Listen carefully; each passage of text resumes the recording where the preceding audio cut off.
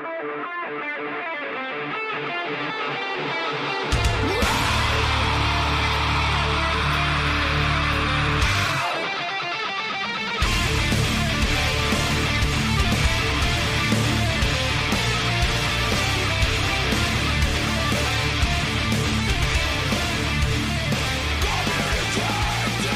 we go. Today is Sunday, September 9th, 2018, and this is episode 225 of the Defensive Security Podcast. My name is Jerry Bell, and joining me tonight, as always, is Mr. Andrew Callett. Hey, Jerry. How you doing today, buddy? So good it hurts. How about you? I'm good. I'm good. Been, a little busy, like you've been. Just always seems to be something afoot and crazy going on, but that's life in the big city, I guess. That's right. Absolutely. The reward for doing a good job is more work. So at least until eventually you retire, supposedly. I'm not sure, but that's what I've been told. Yeah, and then you die, and life, begins again with somebody else. So right. There you go. So suddenly I'm questioning all of my choices in life. Thanks. Good job. And today's anyway, whatever. The thoughts and opinions expressed on this podcast are ours and do not represent those of our employers. You're going to need to give me a minute. I'm having an existential crisis over here right now. Yes. I was about to say the nihilism podcast will now conclude. Okay, crisis is over. We can continue. All right, very good. So, just a reminder that I guess coming up in just about a month is DerbyCon, and we will hopefully see you there. Yeah, I found out my time slot for my talk because I was selected to speak, which I'm very honored about. I'm very humbled and afraid of doing, but I have a great slot. It is the last slot on Sunday right before the closing ceremonies. So clearly they're saving the best for last. That's the only thing I can figure. So I hope people stick around because it's going to be really lonely if nobody's there. Well, see, I can only assume their logic is if they put a lesser speaker in at the last, no one would stick around. But if they put you in at the end, then everybody would have to stick around to see to the end of the show. That logic sounds great, except I'm not a good speaker. So up until that point, I was tracking with you just perfectly. And then I realized, no, I suck. So, no, you're supposed to say you're good. That way people want to go see you. Well, all right. I'll try really hard to not suck. How's that? That sounds good. All right. So DerbyCon coming up 1 month. Absolutely. And we'll be there. Absolutely. Going to be a good time. Yeah.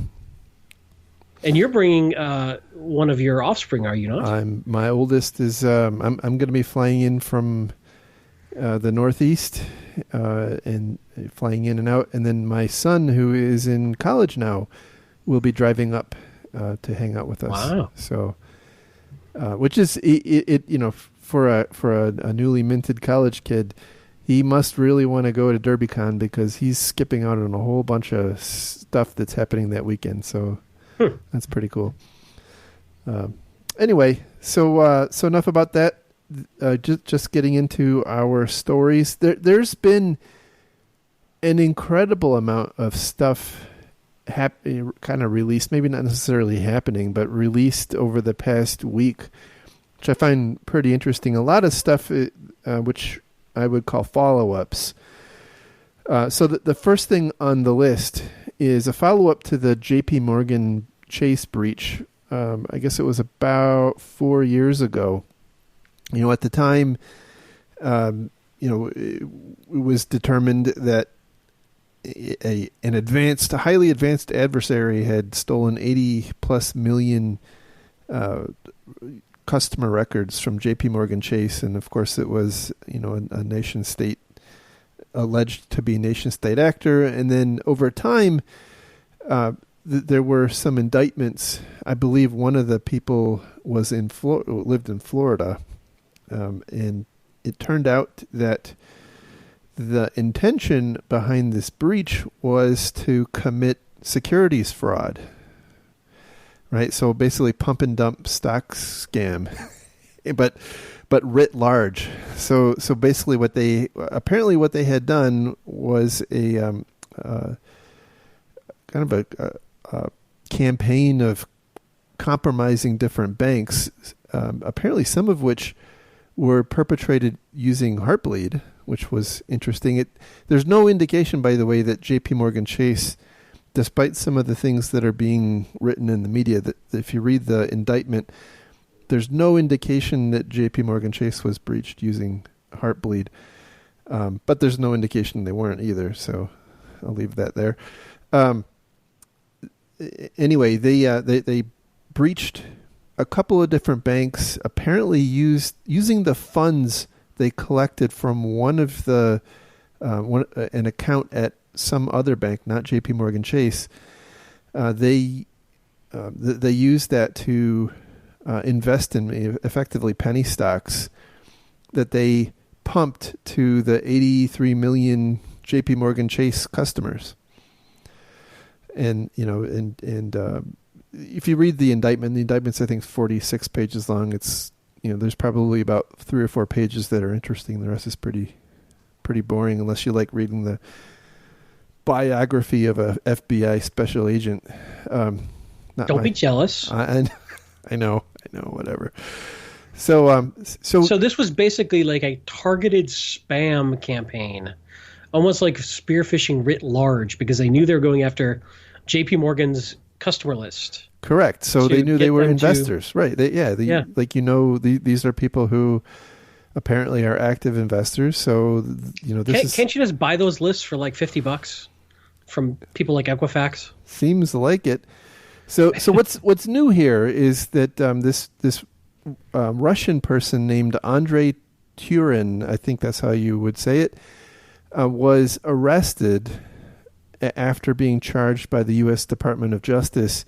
He was arrested in the country of Georgia, not the state of Georgia. He was arrested in the country of Georgia based on a request from the U.S. and was extradited to the U.S. and is now in custody in New York, I believe. So they unsealed the indictment against this Mr. Turin, and that's kind of the new news, and it goes through some of the kind of the technical details. He apparently, by the way, was the technical mind, as far as I could tell, behind the attack. Right, the person down in Florida, his name was Gary Salon. Appears like he was the brains of the operation in terms of coordinating and figuring out what they were going to do, and the actual hacking apparently was perpetrated by this, or allegedly perpetrated by this Mr. Turin. So interesting to see some of these things coming back around, and also doubly interesting to see that they managed to get a Russian, to face charges in the U.S. Well, but from, they got him in Georgia, which is no longer necessarily tightly controlled by Russia. But yes. Depends on which part, right? I suppose. Fair. Yeah. All right. So moving on to our next story. Another follow-up. This one is from ZDNet, and the title here is U.S. Government Releases Post-Mortem Report on Equifax Hack. This is pretty cool. It is cool as it can be given the circumstances of what happened. It's interesting to see some of the inner workings exposed of what actually happened here. Now, there's not a ton. There's still a lot of details that are lacking. And by the way, some of these details don't entirely jibe with what we had previously heard, where a specific person was blamed for not having... So you're saying early facts aren't always accurate? I know. Can you believe that? I'm shocked to hear that. Can you believe that? So, just to recap, unless you've been, in case you've been living under Iraq, effectively every American who participates in the economy had, effectively all of their information stolen. So almost 150 million people had basically everything. stolen, and is most people remember, this was stolen using the Struts vulnerability, and it was a hack against a dispute portal. So Equifax, as a credit monitoring company, apparently has a portal where you can log in as a subject of a record of theirs. You can go in and dispute certain aspects of what's in your credit report.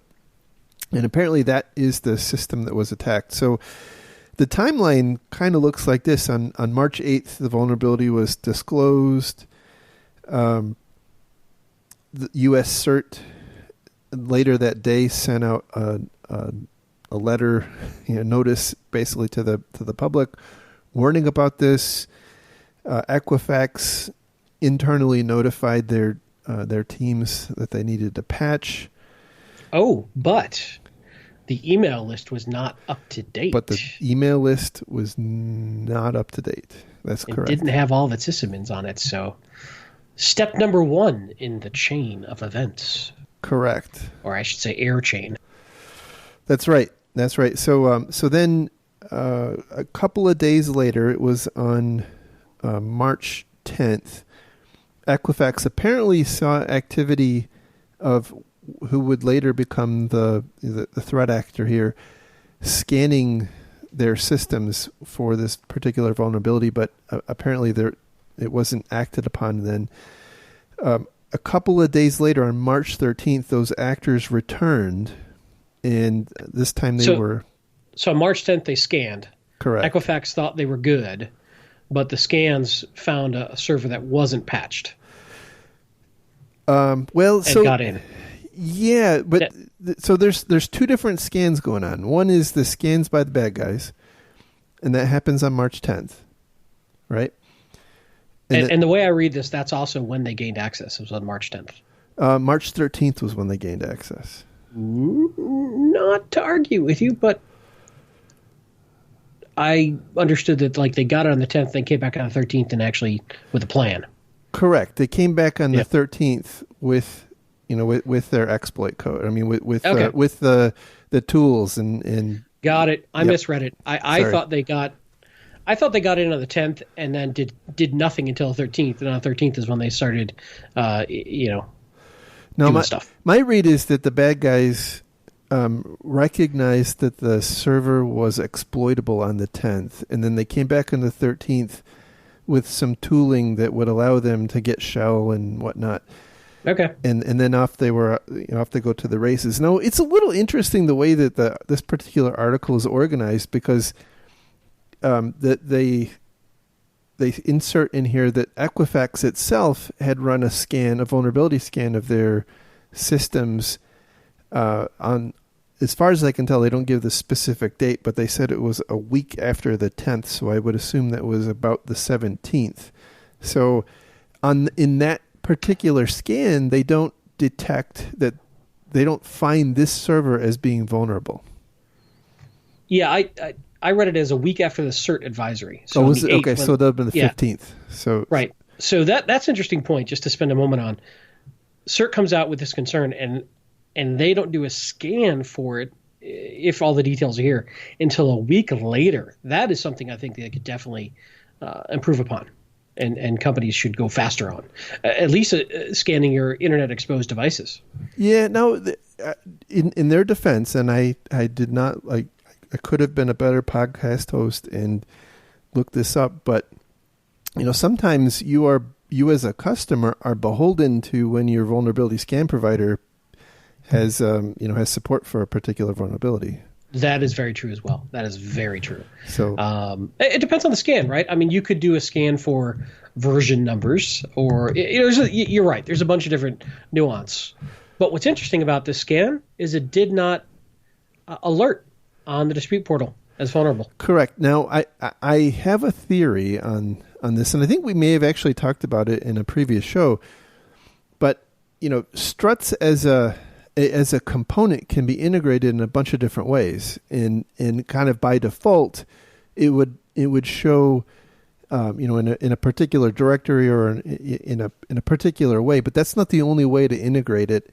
And Right. so my read is that this dispute portal may have integrated struts in a way that the vulnerability scanner wasn't set up to detect. It's not like a discrete package running on a discrete port Right. that you can query for a header and know immediately, Correct. or log in and dump the packages, install it, or whatever. Yeah, it may be very difficult for some scanners to pick up, which is a kind of a dirty little secret of some of the vulnerability scanning tools out there.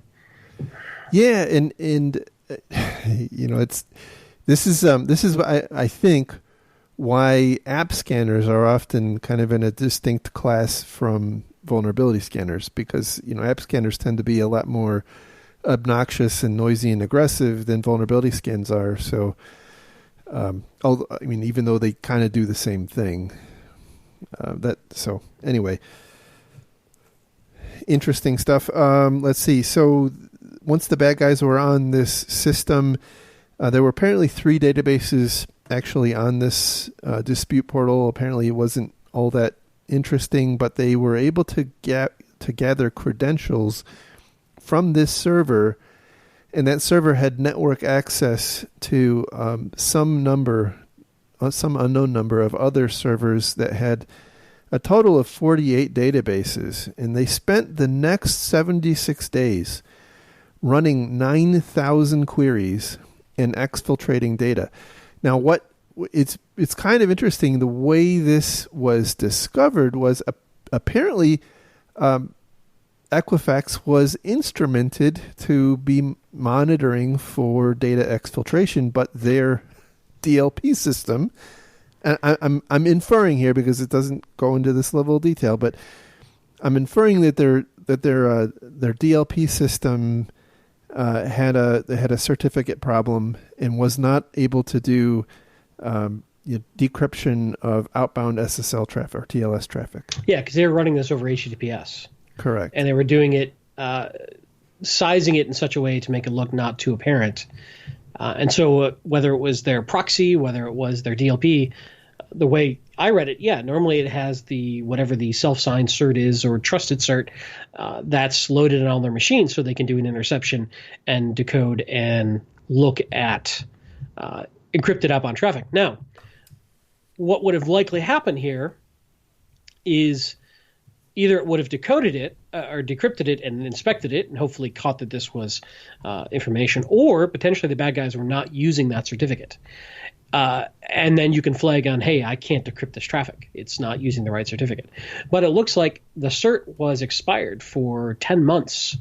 And so either the alerts were ignored or it wasn't able to actually look in the traffic and there was no alert being flagged by anybody, or they just missed it or whatever.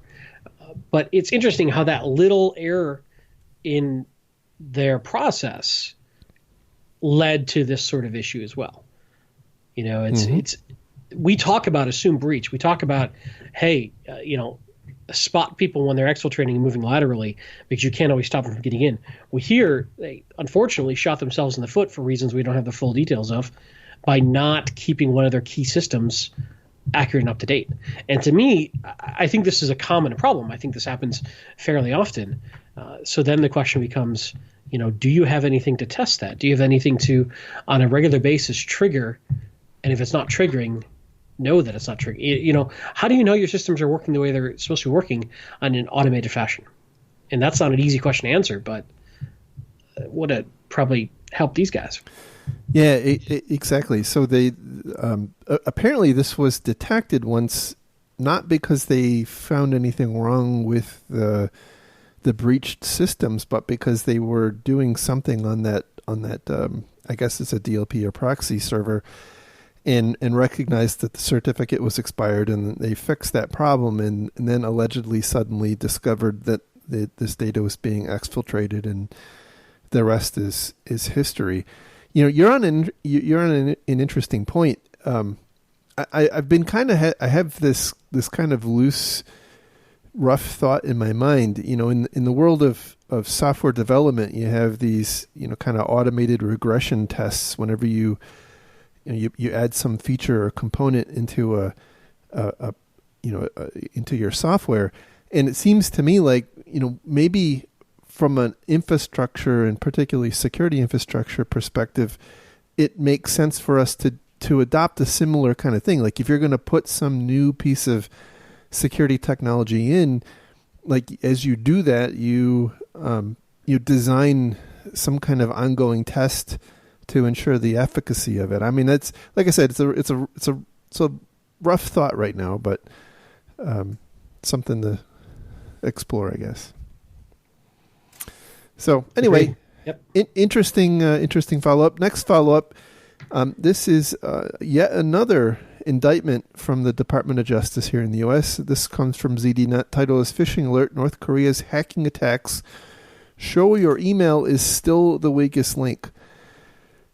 This story, by the way, has garnered a lot of interesting discussion and debate in the security industry, or security community, I should say, partly because there's a lot of people in the security industry who are former military, former intelligence agents, and so the deal here is that a North Korean person named Park Jin Hyok, I think is how you would say it, probably not how you would say it, allegedly a member of the Lazarus Group, perpetrated, allegedly according to this indictment, the attack on Sony Pictures that wiped them out, the attack on the Bank of Bangladesh that attempted to steal $1 billion, ended up stealing $81 million, and also WannaCry.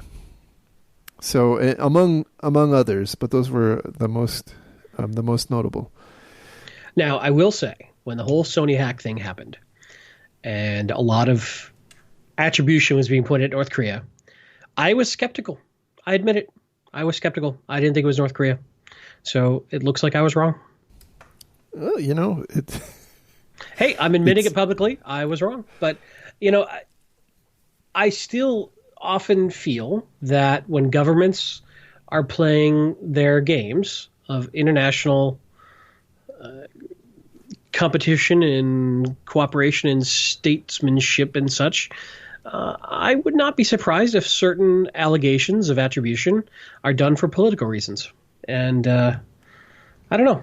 It just felt very weird to me when that whole thing came out so quickly and so vehemently that it was North Korea. But hey, nothing says that this indictment also isn't just doubling down on that deception. But we'll take it at face value and say, hey, I guess it was North Korea.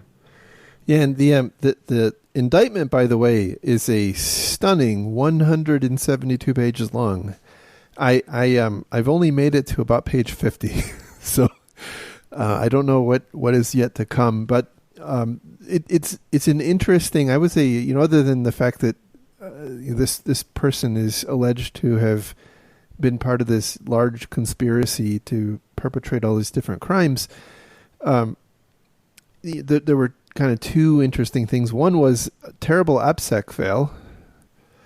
And I say that because if it's not in this particular article, but there's been other articles written about this, kind of mapping out the structure of social media and email accounts and different things that kind of led, that tie all these different attacks together back to the same group and to some extent to the same person, like thousands of email accounts and hundreds of social media accounts and on and on.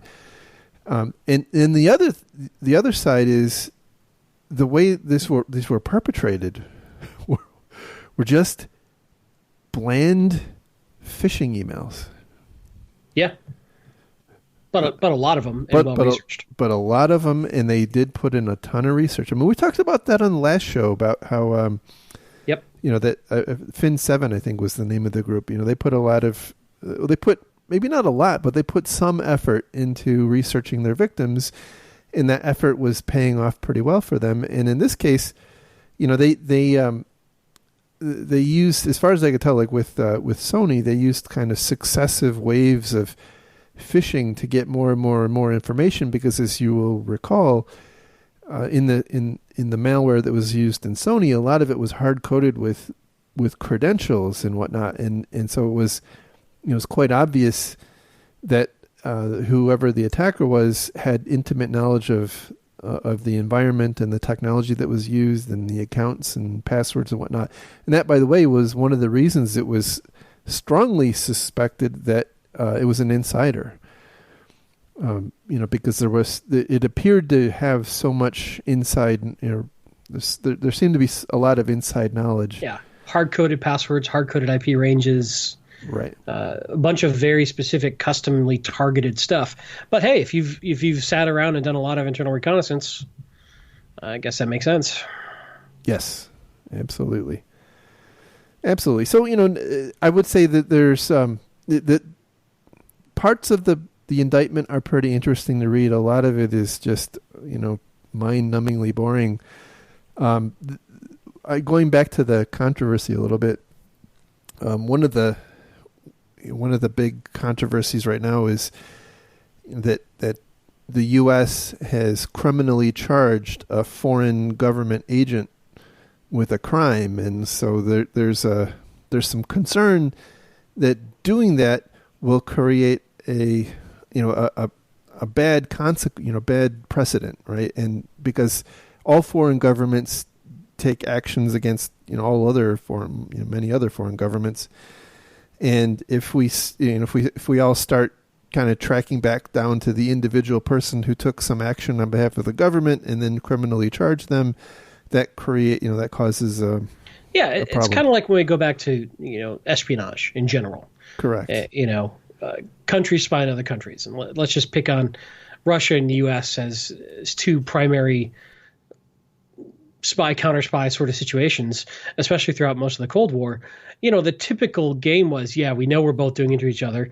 If we catch your guys, we're going to put him in jail, or we're going to deport him or eject him, or we're going to trade him for our spies. But, the game is not necessarily an individual game so much as it is a state level game. And these are pieces on the board. And everybody knew the score. Now we seem to have a different set of rules. Yeah, absolutely. It's a tough situation because it's not. I would say it's not without precedent when foreign agents commit a crime, and I'm thinking about assassinations or other kinds of crimes. Now, granted, you can't equate an assassination with what was done here, even though it was really, these were significant attacks. It wasn't at the same level, but we have seen in those cases foreign agents being charged. So it's not it's an interesting situation. Yeah, it's tough, especially when these, like you said, foreign agents acting on behalf of their government. Right. This stuff gets weird. This is how you get into things like what's a war crime and what are the rules of war and what is, this is probably way beyond my pay grade to eloquently and accurately discuss, but it is interesting to watch. Yeah, indeed. So the last thing on the list for today, and it's actually a kind of a package of 4 different things, is Verizon released or at least part of their 2018 Data Breach Digest report. And my recollection, by the way, of previous Digest reports were that they were kind of one monolithic report, but this time they've broken it up into segments, and so now they're like individual case studies, I guess. And so how is this different from the other big Verizon breach report? Well, so the DBIR, the Data Breach Investigation Report, is it's kind of a holistic quasi-statistical analysis of trends. And this is, I would say this is them taking and it's hard to say if these are actual incidents or if they were a composite of different kinds of incidents of the same nature. But it's one specific type of incident, and they talk about it in a little more detail. So, way I've looked at this in the past, and we've actually covered this in the past, is and I think you hit it on the head, these are representative incidents that they anonymize and talk through the narrative of the incident, the response, the lessons learned, the mitigations. It really drills into individual, in theory, incidents that we can learn from, which I think is very, very cool and very useful. But yeah, they used to release this as one monolithic report, and now it looks like they are breaking out into, at the moment, they have 4 individual reports of 4 individual stories, but more are going to go live on the website as they publish them, it looks like. Allegedly. So, before we get deep into the details, I will tell you, I find these incredibly valuable. I find them valuable to send around to my staff. I think they are very good at giving a narrative that is relatively executive friendly of how real breaches are happening in the real world, in a sort of interesting to read, walkthrough with good takeaways and lessons learned. Indeed. So the first of 4 is titled "Credential Theft: The Monster Cache," and again, we don't know who the victim is here, but this is the result of of Verizon's incident response activities. So apparently, they were called out to help a customer who they describe as being in an industry that is frequently targeted by espionage-oriented threat actors who rely heavily on phishing emails as an initial vector. And so they were called in. There's no actual description of what the initial problem that they were called in to help with was, but upon investigation, they found that there somewhere on some quote darknet forum, there were 500 corporate user accounts and passwords for sale associated with this particular company, and they go on to point out that this is not an uncommon thing. That there's lots of different ways for people to collect usernames and passwords, and then try to turn around and sell those, and then some other bad guy uses those for their purpose.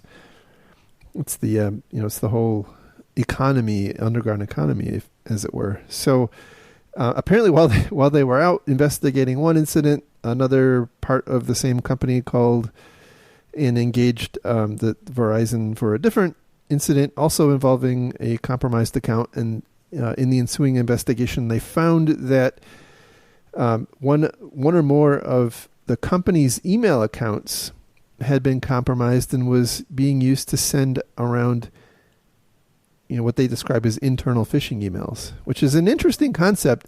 And I have been seeing this more and more, and I'm going to get derided for saying this, but I see it as largely associated with the move to email, kind of quote outside the firewall, so where you have, you got your O365 or your webmail hanging out on the internet.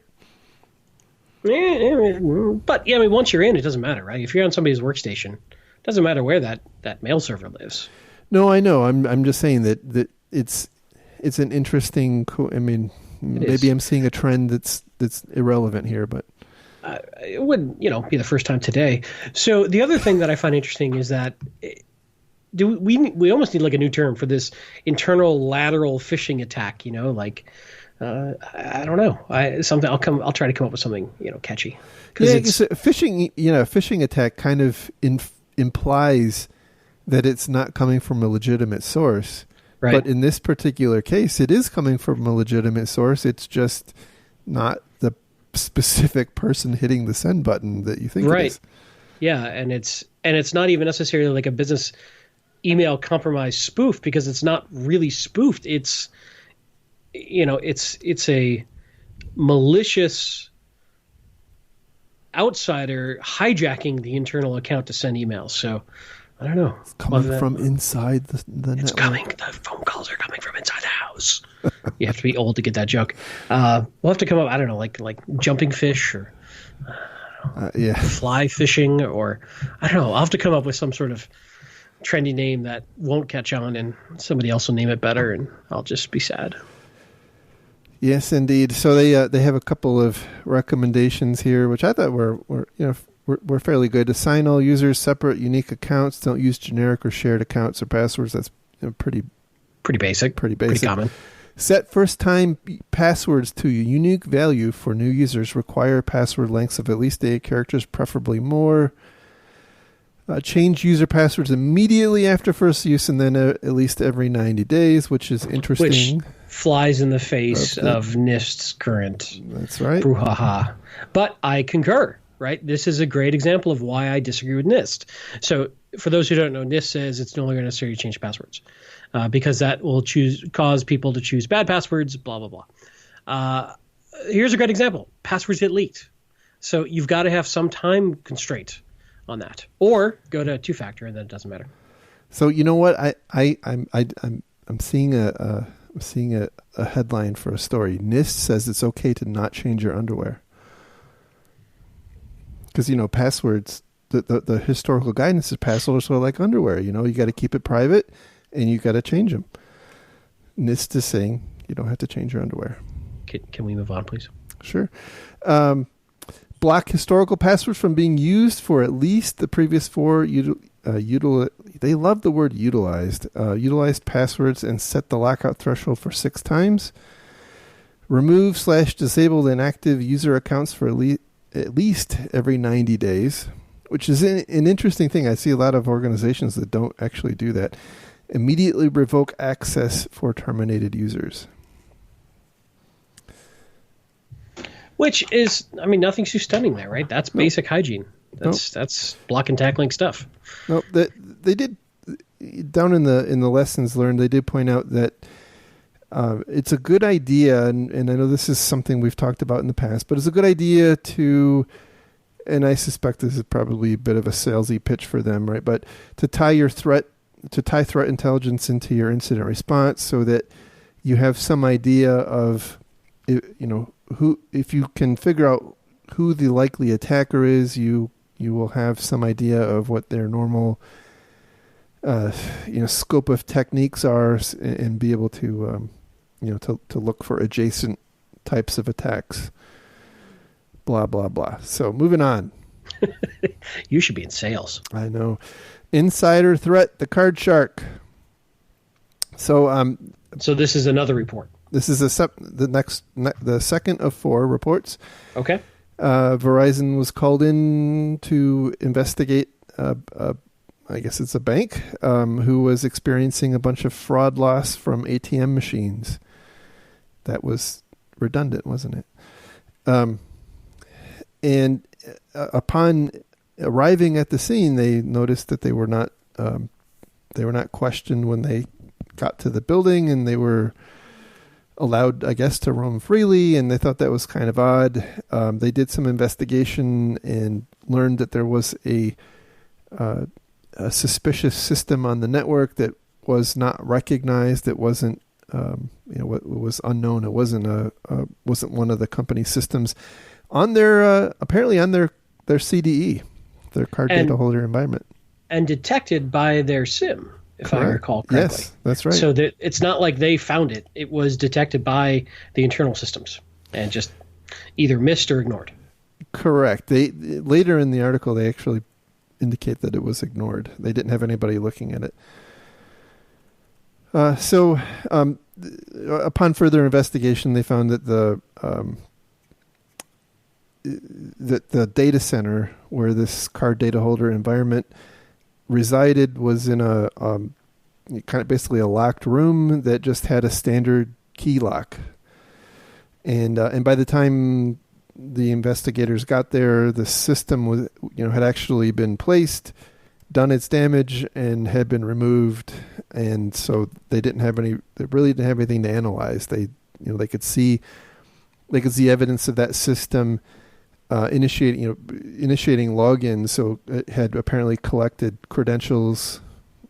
Not really sure how that exactly happened, but it had collected credentials and then had logged into other systems on the network, and that was how they perpetrated their crime. Again, coming from inside the network. Their recommendations here were obviously physical security is an important issue, but making sure that if you have a SIM, well, one, you should have a SIM, but if you do, that somebody's actually monitoring it, because why have it if you're not going to monitor it, right? And then train your employees. Yeah, and I would say make sure your alerts in the SIM are being tuned properly, so they don't get alert fatigue. Yep. So the third of 4 scenarios is called cryptojacking, cryptocurrency mining malware, the peeled onion. Verizon couldn't resist jumping on the blockchain train. Absolutely. Like this is 2018. You got to do it, man. No, but I mean, it's legit. We're seeing a ton of this stuff. Yeah. I mean, if you're not getting crypto lockered for ransom, you're getting crypto minered, sucking your power. And that's effectively what they saw here. So one of their customers called them out. They felt confident that basically they were seeing evidence of black traffic at their firewall, so they knew they had a problem on their network, but they thought it was contained because they were blocking they were blocking Tor. This particular crypto miner was apparently using Tor for its command and control. Upon further investigation, they found that while the firewalls were blocking most of the Tor entry nodes, they weren't blocking them all, and so things were still happening. And then there was also a mining pool that they were not blocking, which was apparently not being detected, and that communication was happening successfully. In this particular case, I don't think there was any indication of exactly how the initial infection happened, but they did detect that the malware was moving laterally in their environment using CVE 2017-0143, which we all know is pretty popular Windows Windows SMB execution vulnerability that the customer thought they had patched, but apparently they didn't patch, or at least they didn't consistently patch. And so that kind of leads to some interesting recommendations and lessons learned, like conduct regular security assessments, evaluate defensive security architecture based on sandboxing, web browser separation, and virtualization for select activities, establish a vulnerability patch management program, apply security patches soon. I would say, and I think we see this a lot, like with Equifax and probably this particular company too, they would all say they have that, right? Yeah, the trouble I have with this particular one, I don't disagree with the recommendations, but they're fairly generic, and what does success look like when you start talking about that kind of stuff? Yeah, and it's almost like a platitude, and what company doesn't have a patch management program? It's all in the details, like right. You have a crappy patch management program. Yeah, I mean, I would almost rather say something like, make sure your patch management program is 98% effective within 1 week, or something like that. I think is a much more actionable target than make sure you patch. Well, yeah, duh. Right. Let's see. Employ enterprise and host-based antivirus solutions with up-to-date signatures to detect and eradicate threats as they arise. I think that indicates that they were not running antivirus on their systems. While this is good advice, it's again, this the success of modern attacks is largely based on the fact that antivirus is just trivially easy to circumvent. Well, and here's the interesting thing: whether we're talking about cryptojacking or not, it's still malware. It's the same set of problems about how do you stop malware from getting on your systems. What the payload is somewhat irrelevant, aside from perhaps catching some TTPs or exfiltration activity. But you could replace cryptojacking with ransomware and have the exact same set of recommendations, or a worm, that wasn't targeted at a specific port or something, and have the exact same set of recommendations, or whatever, because it's the same intrusion vectors in general. Yep. That you're trying to fight. Absolutely. So I'm not taking away from it. I mean, I have big props for these reports, and I think they're great, and I recommend them heartily. But it's tough because sometimes we get caught up in the sexy nature of the payload and forget that the threat vector and the infection vector is pretty much the same. Yeah, I completely agree with that. I would say it. I would carry it a little bit further and say it's not hard to take a look at these recommendations and say, established vulnerability patch program. Yep, got that done. Use antivirus. Yep, got that done. And there's no context of, is it appropriate? Like, is it working? Does it do the job? Is it actually effective? Do you have antivirus on all your systems? Do you have an antivirus that's actually likely going to catch stuff? Is your patch management program actually making sure things are patched and so on? And I think that's my concern with some of these, with some of these recommendations. You run the risk of kind of underplaying or feeling like you've already got this stuff done, right? False sense of security. Yeah, this wouldn't happen to me because I've got that. I've got antivirus. I've got a patch program. I'm good. Right. Yeah, no, I agree. But it's also tough for them to make very specific recommendations because every organization is a little different. Fair enough.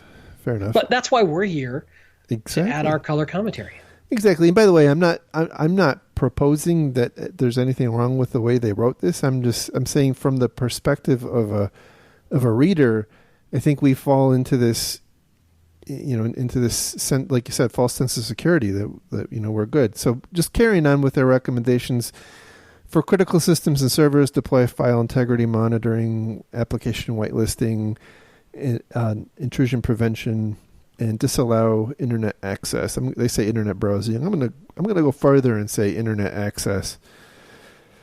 And also, by the way, I'm going to go even further than that. Disallow access, network access to anything that has internet access from your important stuff. No, I know, like, that's crazy and stuff. I can think of some exceptions to that rule, but we'll spare the audience that debate for another call. All right. Block and/or alert on internet connections to cryptocurrency mining pools, include Tor networks, unless a valid business reason not to do so. I would say, if you have a valid business reason for using Tor, you should probably, do. I mean, I can't imagine that's a mainline requirement. You probably want to put that into some kind of a pen. The best llama porn is on Tor. Come on. Well, fair enough. You're right. To the extent possible, remove local admin rights, force standard user use for web browser activity, and force escalation. That, by the way, is becoming a really important thing. This has been advice for a long, long time, but I would say it's one of those things that's becoming more relevant than ever. Let's see. They have more. Be vigilant for anomalous activity such as sharp rises in CPU usage or network egress, ingress, traffic volumes. Monitor firewalls and network compliance logs. Block access to command and control servers at the firewall. That says that you have to know what those are. Deploy group policy objects to block known malicious executable files and disable macros. Perform malware analysis to understand malware functionality. That's certainly within the reach of most companies, right? Conduct periodic threat hunting activities across the network to locate and identify any undetected cyber threat activity. Evading traditional cybersecurity controls, and create an incident response playbook. So moving on to the fourth out of four. Third-party Palooza, the Minus Touch. So this is a fairly, I would say, simple incident without a whole lot of context of exactly what happened. But basically, customer had systems at a co-location provider, and they needed to perform incident response. The investigators coordinated with the colo provider to get a copy of a a disk image, and they were not allowed on site. That's against their rules, which is not an uncommon thing. A few days later, the drive shows up, and of course, it is blank. And oopsie. And so the point there is, if you don't have all this stuff well coordinated and you know who to contact and exactly the right words to say, your investigation is very likely to suffer some unneeded delays, which could cost you some valuable time. I'm going to go farther, by the way, and say, this is not just a problem in colo providers. This is a big problem in cloud providers. So what do they think happened here? Like, why did it show up zeroed? They made the wrong image. They did it wrong. They wiped it by accident. It's not exactly stated, but it sounds like they kind of think that the person who was doing the image didn't actually do anything. Yeah. Oh. Job's done, boss. Right. Here's your hard drive. Right. Exactly. So anyway, that is all the time we have for this week. I hope you enjoyed this. I hope you found it useful. If you did, give us some love on iTunes. It helps us out. Anything else that you wanted to close with, Mr. Callett? No, I'm looking forward to seeing everybody at DerbyCon. And if you're coming to Hacker Halted in Atlanta this week, I will probably not be there. My day job keeps me pretty hopping. But safe travels. Enjoy the show. And thanks so much for listening. And you know what? I actually may be at Hacker Halted. No kidding. I don't know. I don't think I'll be there the entire time. I will probably have meetings on and off, but I'm intending to go. I have tickets, and wow. I have one of my employees is speaking, and another one is flying in from a different country to attend. So it's it's an opportunity to get to see my team. Just a reminder, you can find the links to the stories we talked about on our website at www.defensivesecurity.org. You can follow the show on Twitter at DefensiveSec. You can follow Mr. Callett on Twitter at Lurg, and me at Malicious Lincoln. By the way, I'm going to add a new one today. Oh, yeah? Yeah. So I a while ago, I started this Mastodon server, infosec.exchange. So go to infosec.exchange. It's kind of like Twitter, except that the timeline is in order and there's no ads. So I don't know if I can handle that sort of, newfangled hippiness. I know. So, all right. So there you go. So anyhow, what was that again? Infosec.exchange. Infosec.exchange. That's right. And it'll tell you how to sign up there. Correct. Excellent. Yep. Join the party. All right. Thanks, everyone. Have a great week, and we'll talk again soon. Bye-bye. Bye.